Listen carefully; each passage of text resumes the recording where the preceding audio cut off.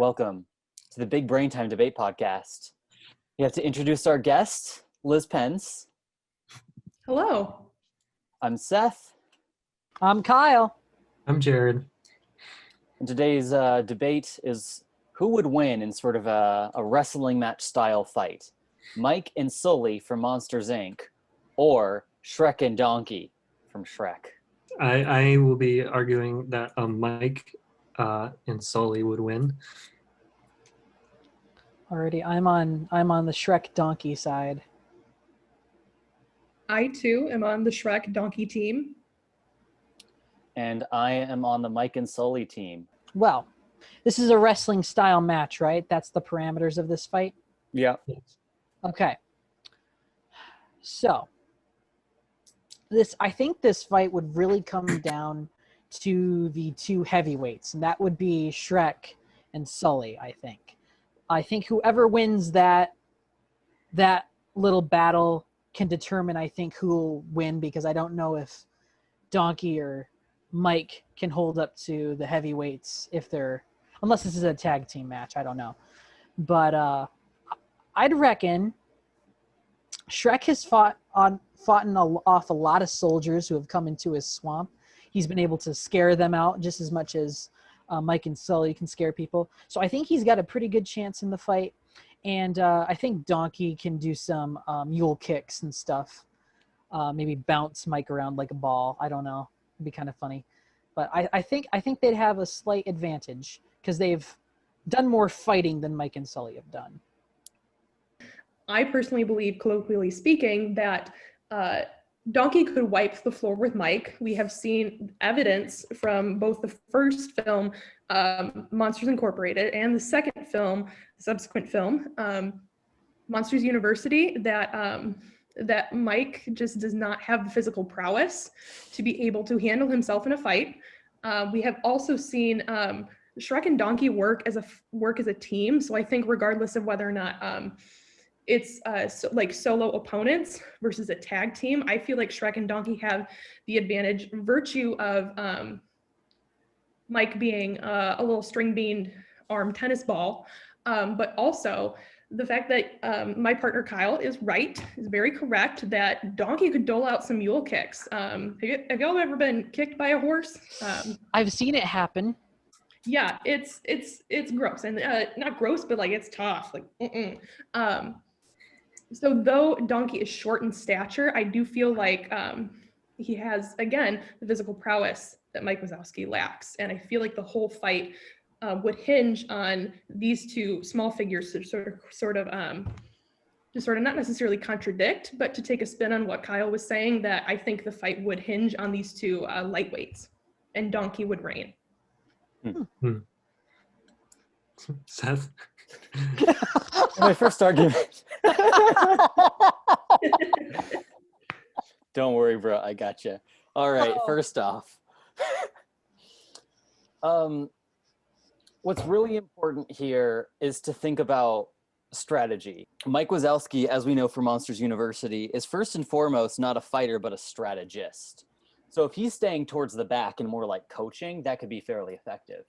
But of course, that doesn't matter very much if Shrek and Sully are on equal footing. However, according to Disney Wiki, Oh no. Shrek is 500 pounds. Or sorry, Sully is 500 pounds. And why does this say made up character wiki? Okay, I need a better source. This source at least says that Shrek is 355 pounds. That means Shrek would have to be much more strategic in the way he goes about. And I think from what we've seen in Monsters Inc. and Monsters University, Sully is he knows how to use his brain. You know, I mean, he's able to go and like startle and scare children. And there's a lot more than just like physical, like it's more than just physical labor. I would like to raise 2 points. The first point is in regards, Seth, to your source. Is it peer reviewed? Do you know? It is not peer reviewed. I don't think we've ever checked for a peer reviewed research in any of these debates. We should start. We should. Yeah, I'm in academia, not to but I'm in grad school. And Oh boys, we're getting schooled. Look out.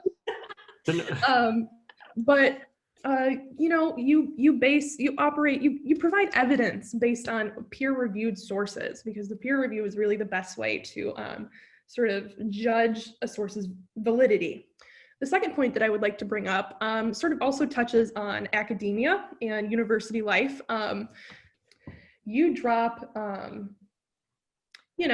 a junior business major into an argument with like somebody who grew up on the streets. I think it's a matter of social class, and I'm operating off of the assumption that there are stereotypes that are attributed to social class.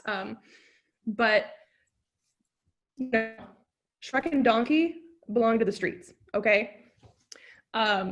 Mike and Sully are academics. Even though they dropped out, like they still have academic aspirations. There is nothing about their socioeconomic identities that would really, insinuate that they could fight. I don't think they can fight. I will give a credit to the opposing side that though Mike may be a good strategist, you get no better education than when you're on the streets. And that is what Shrek and Donkey belong to. Where's your peer-reviewed sources for that? The movie. Yeah. All right. It comes, if we're drawing from the canon, we don't necessarily need like peer-reviewed sources because it is a primary source, Mm-hmm. Right. Let's see. How do we back? Come on, boys, put up a fight. Come on. You guys can do it. I believe.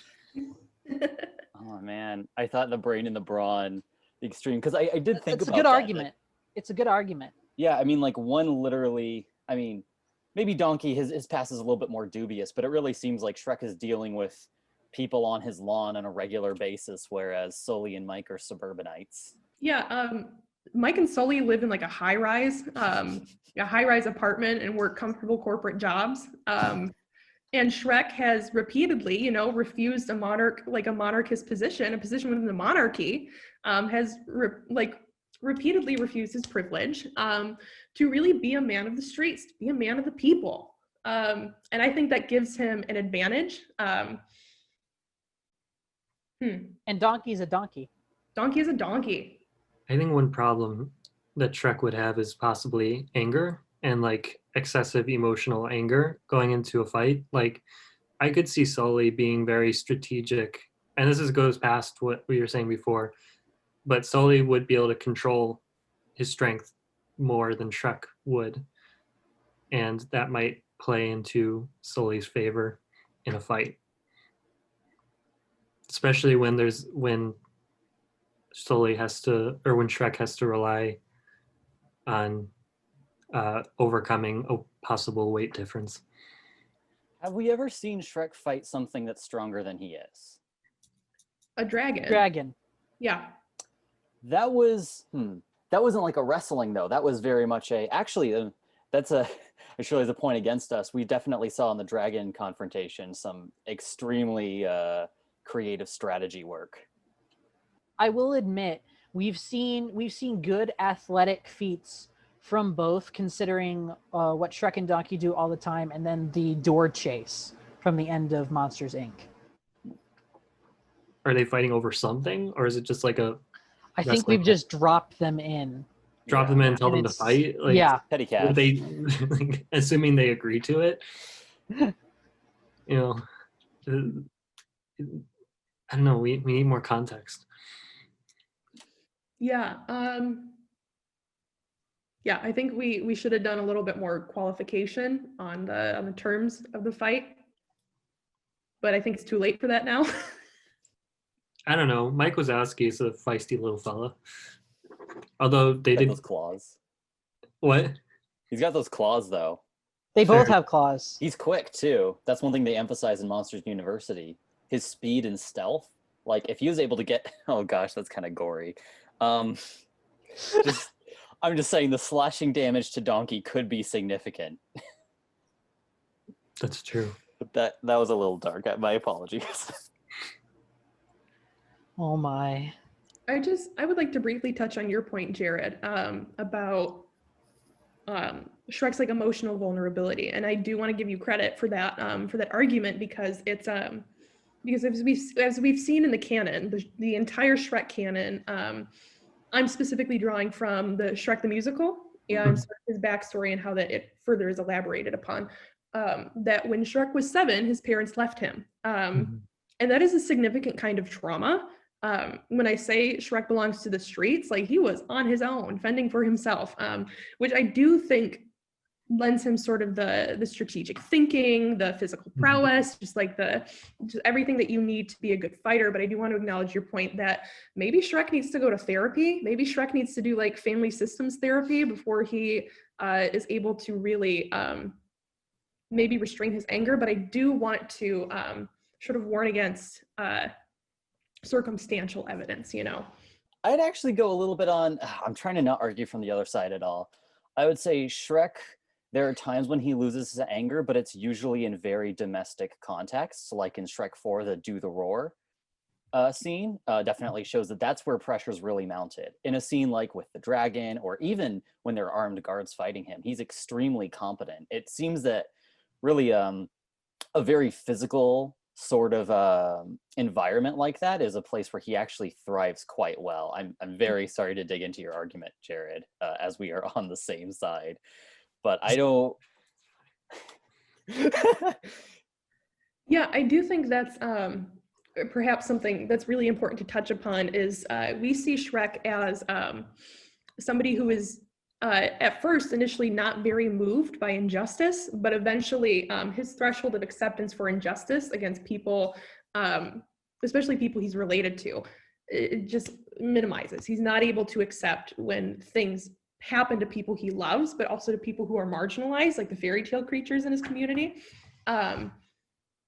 So I feel like Shrek has a really great, in the Do the Roar scene is a really great example of Shrek not being able to self-advocate, of Shrek really having a hard time sort of depersonalizing the crises that he's going through to be able to look at them objectively, to be able to respond to them in a way that, you know, there's dialectical behavioral therapy says that there is the there's like a thought mind, an emotion mind, and then a wise mind that meets in the middle. That Shrek, when it comes to his family, largely operates in the emotional mind.